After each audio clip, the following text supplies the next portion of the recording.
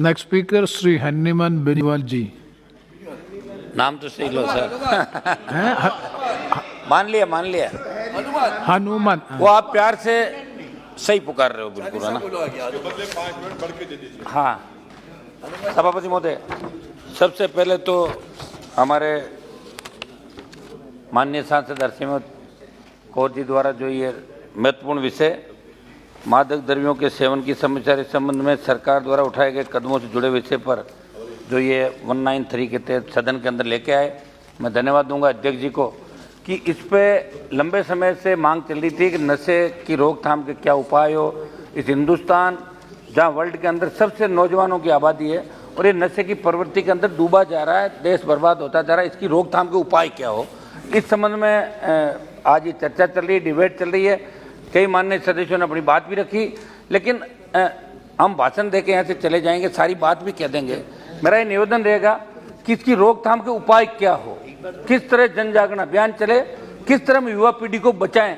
आज school, college, university से लेके और जो हाउस में किस तरह के एलिगेशन भी लगे, देखा मैंने जब हरसिमरत जी बोल रही थी पंजाब के बारे में, पंजाब, राजस्थान, हरियाणा ही नहीं, पूरे देश के अंदर जिस तरह नशे का कारोबार फलता फूलता जा रहा है। और हर व्यक्ति, मैं तो एक निवेदन ये भी करूंगा पॉलिटिकल पार्टियों से कि नशे के कारोबारी, चाहे वो शराब के कारोबारी हो, शराब माफिया, चाहे आपका ड्रग्स माफिया हो, चाहे बजरी माफिया हो, ऐसे लोगों को टिकट ही मत दो आप। जब ऐसे लोग सत्ता के अंदर आ जाएंगे तो निश्चित रूप से जो आदमी जैसा धंधा करके आगे बढ़ता है वो वैसा ही काम करता है। ये पॉलिटिकल पार्टियों को भी देश के हित में ये बातें सोचनी चाहिए कि ऐसे लोगों को राजनीति में नहीं आने। जब राजस्थान के अंदर तो अभी मंत्रिमंडल से लेकर कोई नाराज हो जाएंगे हमारे कांग्रेस वाले, 20 से ज्यादा विधायक और मंत्री जो नशे का कारोबार, दारू का, बजरी का, डोडे का काम करते हैं, तो सारे मंत्रिमंडल में बैठे हैं। ये दुर्भाग्य है। हाँ, मेरी बात, ये दुर्भाग्यपूर्ण बात है। एक मिनट समझ, मेरे मूल बात में आता हूँ। मेरा एक निवेदन था, जब अपन इस पर बात कर रहे हैं तो हमारे सजेशन भी तो होने चाहिए। हम ये बात कह के चले जाएंगे कि एक मिनट रुकिए साहब, जब बात कह के चले जाएंगे इसकी रोकथाम क्या हो, ये तो भाषण हो गया, उपाय क्या हो। सबसे पहले उपाय ये हो कि पॉलिटिकल पार्टियां ये तय करें कि नशे के कारोबार से जुड़े व्यक्ति को पार्टियां टिकट नहीं देगी, तो ये अपना आप काम हो जाएगा। आधा काम देश के अंदर यहीं से शुरुआत की जाए, क्योंकि ऊपर से शुरुआत होती है वही नीचे जाती है। आप देखिए, जिले का अगर एसपी ईमानदार होता है तो थानेदार अपना ईमानदारी से काम करता है, कलेक्टर ईमानदार होता है तो पटवारी ईमानदार होकर वो चोर होंगे तो नीचे ही चोरी चलेगी। तो ऊपर से शुरुआत की जाए, ये मेरी प्रधानमंत्री से अपील है कि शुरुआत भारतीय जनता पार्टी करे, फिर कांग्रेस फॉलो करे टिकट के मामले में। ये निवेदन है मेरा। सभापति महोदय, मैं नशीली दवाओं को दुरुपयोग और मादक द्रव्यों का सेवन देश के लिए बहुत बड़ी समस्या बन चुका है। इसे रोकने के हमारे पास, मैं मेरी बात पा रहा हूँ साहब, कई अनिवार्य कानून होने तक मौजूदा कानूनों में कुछ कमियां तथा क्रियान्वयन की कमी के कारण मादक पदार्थों पर प्रभावी रूप से लगाम नहीं लगा पा रहे हैं, जो सरकारी सिस्टम के लिए बहुत बड़ी चुनौती है।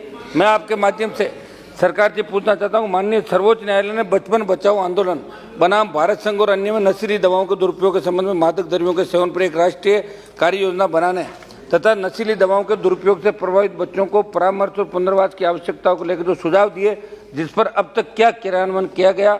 मार्च 2022 में लोकसभा में एक सवाल के जवाब में सरकार ने जवाब दिया, उसकी तरफ सदन का ध्यान आकर्षित करते हुए बताना चाहता हूं कि 2018 के दौरान NDDTC एम्स नई दिल्ली के माध्यम से भारत में नशीली पदार्थों की प्रमात्रा और पैटर्न पर किए गए राष्ट्रीय सर्वेक्षण के अनुसार 10 से 17 वर्ष आयु के बच्चों द्वारा विभिन्न नशीले पदार्थों का किए जाने वाला सेवन से जुड़े जो आंकड़ा है बहुत चिंताजनक है। महोदय, ये बात मैं इसलिए बोल रहा हूँ कि किसी भी राष्ट्र की वास्तविक शक्ति वहाँ के युवक की होती है, और जब देश का, मेरे को बोलने दो साहब थोड़ा सा। नो समाप्त, एक मिनट में समाप्त की समय हो गया। एक मिनट साहब, जब देश का युवा ही नशे को फैशन बना चुका तो निश्चित तौर पर बहुत चिंताजनक है। और ये बड़ी विडंबना की बात है कि हमारी सभ्यता जितनी आगे बढ़ी, नशाखोरी और अपराध की घटनाएं उतनी तेजी से आगे बढ़ रही है। हिंसा, बलात्कार, चोरी, आत्महत्या आदि अनेक अपराधों के पीछे नशा बहुत बड़ी वजह है।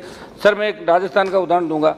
एक दिल्ली के पालम क्षेत्र की एक घटना है, उसके बाद में राजस्थान की, अपने माता बहन और पिता तथा दादी की हत्या कर दी। वो इसलिए कर दी कि घरवालों ने उसे नशे के लिए पैसे देने से मना कर दिया। इसी प्रकार त्रिपुरा में एक नाबालिग ने अपने परिवार की हत्या कर दी। इसी प्रकार राजस्थान के हनुमानगढ़ जिले के गांव फेपाड़ा में नशे की लत ने पूरे परिवार को लील लिया, क्योंकि नशे का आदि युवकों को घरवालों ने नशा मुक्ति केंद्र भेजा तो वहां से वापस आकर इस बात से नाराज होकर माँ बाप और छोटे भाई की हत्या कर दी। और छीना झपटी, डकैती और चोरी की बढ़ती वारदातें भी नशे के आदि लोग करते हैं। देश के लिए चिंता का विषय।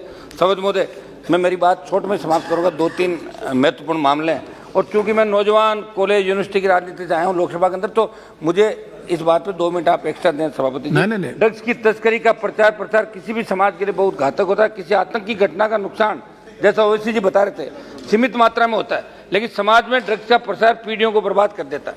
नारकोटिक निमक की तरह हमारी युवा पीढ़ी को खत्म कर रहा है। इसके व्यापार से आने वाला अवैध धन आतंकवाद को भी पोषित करता है। देश की युवा पीढ़ी को सुरक्षित रखने और आतंकवाद के वित्त पोषण पर करारा प्रहार करने की दृष्टि से नारकोटिक के खिलाफ लड़ना अत्यंत महत्वपूर्ण है। आए दिन समाचारों में देश के बंदरगाहों में सीजर की खबरें आती है। मेरे से पूर्व कई विद्वान वक्ताओं ने इस बात को लेकर गहरी चिंता व्यक्त की थी, लेकिन इसके बाद किन दोषियों पर क्या कार्रवाई होती है इसकी खबर नहीं आती। केवल मेरे राज्य राजस्थान की बात करूं तो पिछले 3 वर्षों में केवल राजस्थान में नारकोटिक्स केसेस 45.42% बढ़ गए। ध्यान देने वाली बात यह कि नारकोटिक्स मामलों में सबसे ज्यादा मामले राजस्थान के सीमावर्ती, 1 मिनट में समाप्त कर रहा हूं, सीमावर्ती जिलों गंगानगर हनुमानगढ़ में, जिससे ये प्रतीत होता है कि अंतर्राज्यीय ड्रग तस्करी आज चरम पर है। समझ मुझे राजस्थान के युवा बहुत तेजी से सिंथेटिक ड्रग्स में, ये मेरा लास्ट टॉपिक है साहब, ड्रग्स जिसमें एमडी, जिसको बोलते हैं एमडीएमए भी आता है, कि चपेट में आते जा रहे हैं, जो हमारे भविष्य को खतरे में डाल रहा है। लेकिन दुख से बताना पड़ रहा है कि इस समय पूरे प्रदेश में अन्य ड्रग्स की तुलना में सिंथेटिक ड्रग्स की बड़ी खेप पहुंच रही है, जो पंजाब से लेकर महाराष्ट्र तक। ननवीद राणा जी, एक समाप्त कर रहा हूँ, एक लास्ट सेंटेंस मैं लास्ट समाप्त कर रहा हूँ। स्मगल हो रही है। किसी भी प्रकार का नशा मनुष्य की जिंदगी को नरक की तरफ ले जा रहा है। कुछ साल बाद नशा करने वाले जिंदा लाश हो जाते हैं। सिंथेटिक ड्रग्स से काम बहुत तेजी से करता है। सिंथेटिक ड्रग्स का नशा करने पर स्वभाव में बहुत तेजी और अधिक परिवर्तन, अलग अलग कागज समाप्त है साहब, अलग अलग भावनात्मक परिवर्तन, कई प्रकार की विकृतियां धीरे धीरे स्थायी हो जाती है। शरीर के बल का नाश होकर वक्त से पहले ही बूढ़ा बनाता है। मेरा सभापति महोदय ये निवेदन है, 1 मिनट साहब समाप्त कर रहा हूं, कि इस मामले में जिस तरह बिहार के अंदर अभी शराब से मौतें हुई, राजस्थान के अंदर जहरीली शराब से मौतें हुई, देश के अंदर जिस तरह शराब दुकानती का हो रही है, वहां के मुख्यमंत्री ये कहते हैं कि जो पिएगा वो मरेगा। इससे बड़ा दुर्भाग्य क्या हो सकता है? धन्यवाद।